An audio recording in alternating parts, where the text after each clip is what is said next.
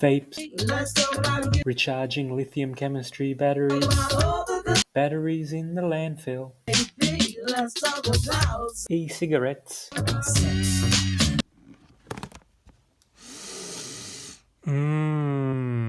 That sweet smell of vape juice, sugary vape juice and stranger skater saliva.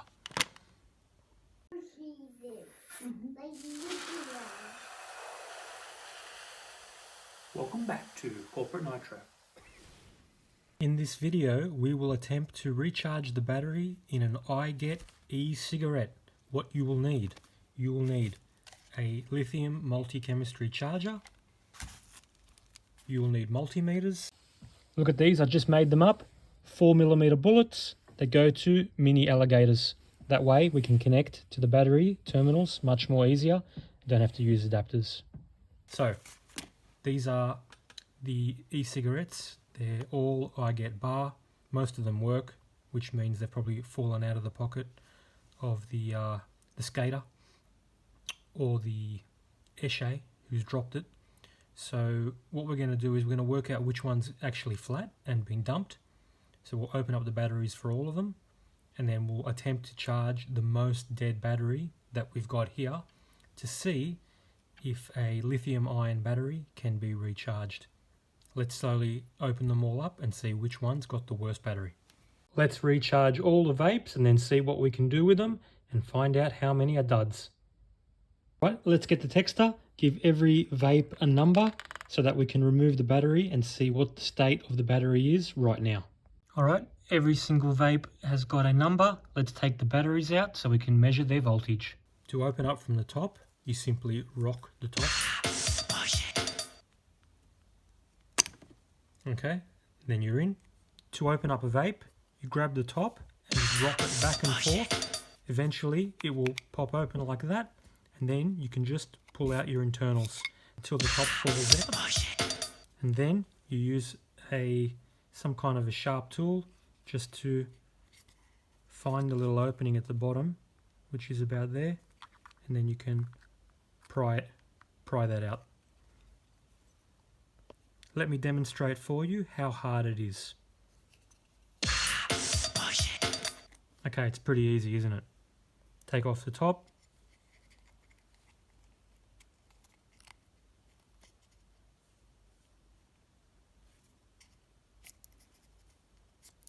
Remove it. Easy. Alright, let's do another one. Push it real good. Take off the top.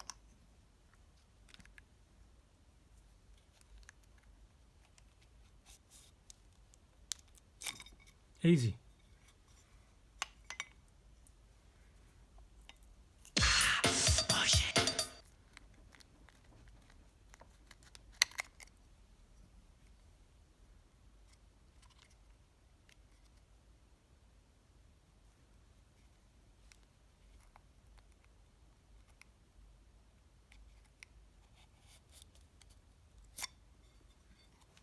To get to the bottom, you'll need something sharp to pry out the plastic from the bottom of the case.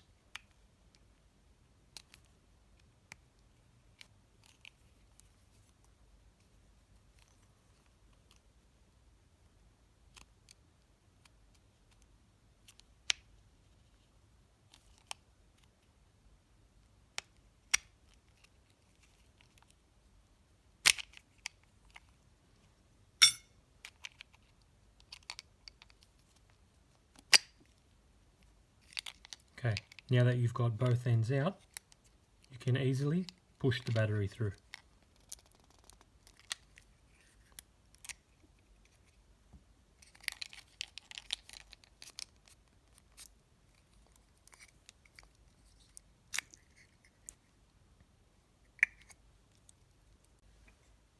Now the reason why you might want to remove the bottom is because when you're reassembling, you want to get that little airflow sensor back into the hole where it belongs. Okay, if you don't get the airflow sensor into the hole, it's going to be very hard to start vaping because the air gets sucked in through there. If the air doesn't pass through the sensor, the heater element won't start getting hot. You'll never be able to vape. So now that we've got this open, we can easily push the bottom part out, maybe just using a ruler. Easy.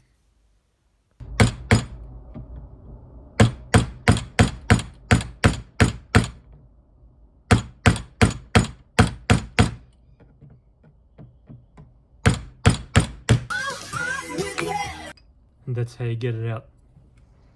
One thing I've noticed straight away is that you can pretty much guess how much juice is left in a vape just from the color. So if it's heaps of juice, you got this dark color, like this one, even that's dark. Okay, and if it's well used, it's very white. And look at the one that we threw in the bin. That one there is as white as a ghost. Okay, the next thing I did was just make a visual inspection of the airflow sensor. So, for example, that's an example of a great airflow sensor. No corrosion, no sulfation, just beautiful, shiny, nice and clean. Okay, let's give you an example of something a little bit worse, a little bit of rust on there. Let's give you an example of a really bad one. Lots of sulfation, green, acidic, or alkaline material forming there. There you go, it just snapped on me. That's an example of a bad battery, probably, or being left in the moisture too long. So I'll be very interested to see the voltage of number 5. Let's make up a quick chart, every battery in order. Let's populate the voltages and make a note of the condition of the airflow sensor. So if you're wondering how this little airflow sensor works, well, this is at the bottom of the unit. So when you suck in air from the top of the unit using one of these, whatever you put in your mouth, then the air goes into the bottom through the little hole, goes past the sensor, and that's what activates the closed circuit. So the circuit is closed, and then you get 10 seconds of vaping. But how does it work? Okay, so red is positive, is permanently connected. Black is negative, that's permanently connected. But these cables go to the heater element. Blue is the only one that's always off. But when the circuit is closed, because you're blowing air or sucking it actually, that's when you get the positive comes through the blue line, and you get your 10 seconds of the heater coil getting really hot. And that's what the chip does. The chip says, okay, there's air coming through, I'm going to close the circuit for 10 seconds.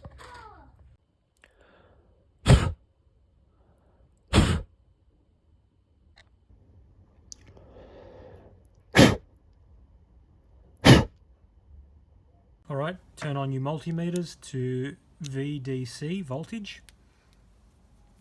Okay, we're just checking positive and negative now. Ooh, 3.5. Okay, that's about halfway through its life.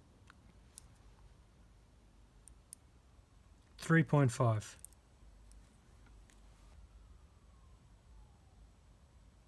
3.7. 3.79. Wouldn't mark that as 3.8. 3.83. That's high. Not even registering. Let's try a different position. Okay, nah, we're just not even getting 1 volt. So this battery is dead. Too dangerous to charge it. 3.2, that's quite low, number 4. 4, that's our highest voltage so far. Battery 3, 4 volts. That's almost new. 3.5 on number 2. 3.63. I don't think we could charge it any higher than 3.63 volts. Okay, which is disappointing. We've got some really nice ones here. So for example, number 5 is the one that got 0 volts, and we also noticed a lot of corrosion. What do we do with a battery like that? Here's what we do. We cut off all the wires from battery number 5, okay? And then we grab that bad battery, take it to council recycling. Okay, multimeters on to DC mode. Negative and positive. We've got 2.1 volts. There you go, this battery is flat. Anything below 3 volts for lithium ion is considered flat and unsafe to recharge. we will try and recharge it anyway. Alright, so what we want to do is we want to connect our alligator leads to the positive, red, and the negative, black. Don't worry about connecting it to the leads, just go directly for the metal plate. Find the little metal tabs, bend them out, positive, bend them out, negative, bend it out so that we get a good grip with the alligator clips. Now it's time to connect to the battery very carefully. We don't want to create any short. I'm going to go sideways on the tab, probably get a better grip. Here we go, I'm going sideways. Okay, positive and negative are connected. Now I can plug in my charger. Oh, one thing I forgot. Always make sure you charge your batteries on something non-flammable and non-conductive, like concrete or glass. Not an oily rag, not carpet in your bedroom. In a garage that's ventilated, even better.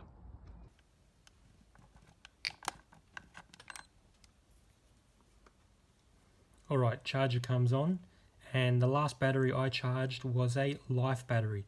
This is not a life battery, it's a lithium ion. It can be charged much higher than a life battery. Life battery will only be charged to 3.3 volts per cell. This is a single cell. This lithium ion can go all the way to 4.1 volts per cell safely. It can probably go to the same as a LiPo, lithium polymer, 4.2 volts per cell, but you're actually pushing it, and I don't want to risk it. So let's go to settings where I can charge a lithium ion battery safely. Load data. I'm looking for lithium ion. Life, LiPo, lithium ion. There we go. So 3.6 volts is the nominal voltage, 4.1 volts is fully charged. So we're going to load that. Okay, and we're going to charge at what amperage? Maybe 0.3 of an amp. Okay, and 1S, single cell.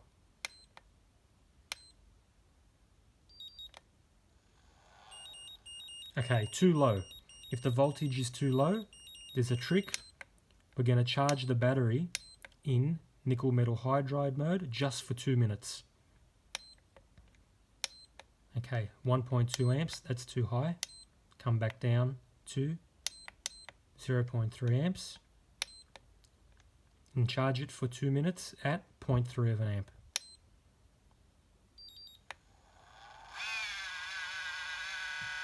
Now, if we can get the voltage back to 3 volts, the charger will be happy to continue charging it as a lithium battery. If we can't get to 3 volts, the charger will continue to refuse to charge it. So you might be wondering, well, why don't I just use a phone charger to charge the battery? Or why don't I just continue charging it in nickel metal hydride mode like I am now? Well, the charger won't know when to stop charging and the battery will overheat and explode. You don't want to cause a fire, you don't want to burn your house down, so you do things correctly. We're just going to wait 2 minutes now to get that battery from 2 volts up to 3 volts. Now you can already see it's showing 3 volts. It's only showing 3 volts because we're pumping a lot of voltage into the battery. If we remove the charge leads right now, it actually would not show 3 volts. It will drop back down to 2 again. That's why we need to leave it there for a couple of minutes. Alright, that might be enough. Let's see if we can charge it in lithium ion mode again.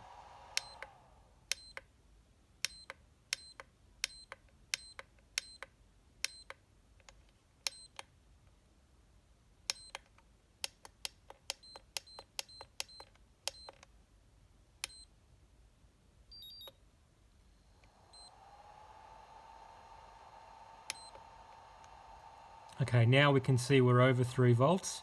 So the charger will happily charge this single cell lithium ion battery at 0.8 amperage, and it'll take it from 3.8 volts all the way to 4.1 volts. You might be wondering, what is the capacity of one of these batteries? Well, this battery is completely flat, let me tell you. So let's see how many milliamps goes into the battery. Being so low in voltage, the cell might be damaged. It might not accept many milliamps before it's registering 4.1 volts. And the voltage doesn't tell you the capacity, only the capacity tells you the capacity, how many milliamps is going in. So what we should do is grab a healthy battery, take it down to 3 volts, and then charge it again. See how many milliamps goes in.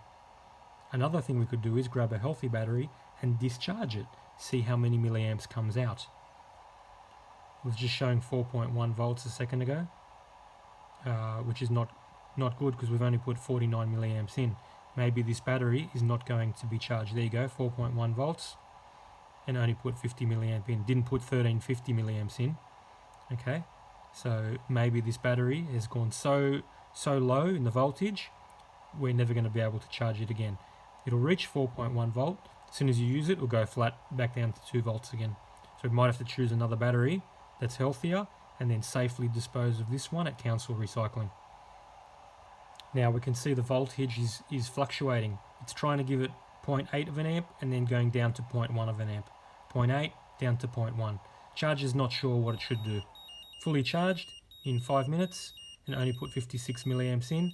That tells me that this battery is completely dead. It's too far gone, there's no saving it. If we try to use this battery now, it might show 4.1 volts on the multimeters. Let's do that. We'll disconnect it and then we'll see what the multimeters are showing.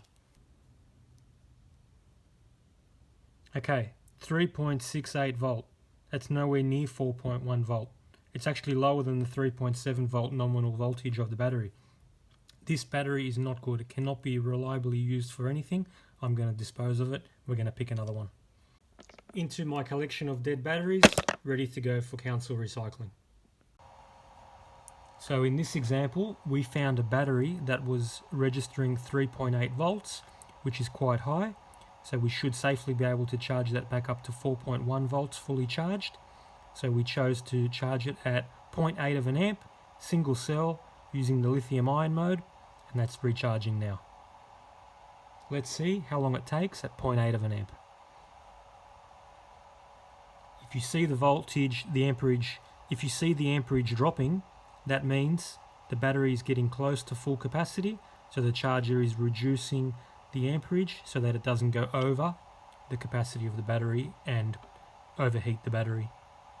And now we can see the amperage is dropping. It's gone from 1 amp down to 0.8 of an amp. That means it's starting to get really happy with the final voltage, which should be 4.1 volts per cell. All that's going to happen now is that amperage is going to drop right down to 0.1 and then the battery will be charged. The battery's not getting hot, that's good. A lot of milliamps going in, over 1,000 in this charging session, but I did another charging session the other day. And there we have it. The charge cycle has completed. We can see that it's saying fully charged. 1,426 milliamps has gone in to reach 4.1 volts. Probably could have gone higher to 4.2, but we're playing it safe. We're doing exactly what a lithium ion battery should be charged at. So in conclusion, 90% of e-cigarettes can be recharged if you know how. And don't vape. So what actually can you do with a fully recharged lithium ion battery other than put it back into your e-cigarette? Well, I've got 4 ideas right in front of me. We've got a lithium-based kids bubble machine that's got a 1S cell similar to this in there. So that's a direct replacement. This older style bubble gun has got 3 AA batteries in it. So that's making about 4.5 volts. So one of these making 4.1 volts would be perfect. 3 AAA batteries in a little flashlight, again making 4.5 volts, so 4.1 would be perfect. 3 button cells in this little laser pointer here, so again that's going to be making 4.5 volts, so 4.1 would be perfect. So there's so many things around you that have got 3 batteries in it, and alkaline is just rubbish. They leak, they don't last long. They sag under any kind of load.